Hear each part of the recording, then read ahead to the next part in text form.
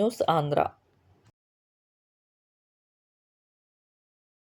రహదారిలో service road, flyover, కల్వర్టుల నిర్మాణానికి అవసరమైన నిధులు మంజూరు డీపీఆర్లో చేర్చాం. ఏలూరు ఎంపీ పుట్టా మహేష్ కుమార్కు లేఖ ద్వారా తెలియజేసిన రోడ్డు రవాణా, జాతీయ రహదారుల మంత్రిత్వ శాఖ మంత్రి నితిన్ గడ్కరీ.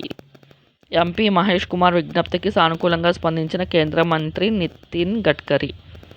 ఏలూరు జిల్లా పరిధిలో 216 జాతీయ రహదారుల్లో సర్వీస్ రోడ్డు, ఫ్లైఓవర్, కల్వర్టుల నిర్మాణానికి అవసరమైన నిధులు మంజూరు డీపీఆర్లో చేర్చినట్లు రోడ్డు రవాణా, జాతీయ రహదారుల మంత్రిత్వ శాఖ కేంద్ర మంత్రి నితిన్ గడ్కరీ లేఖ ద్వారా ఎంపీ పుట్టా మహేష్ కుమార్ తెలియజేశారు.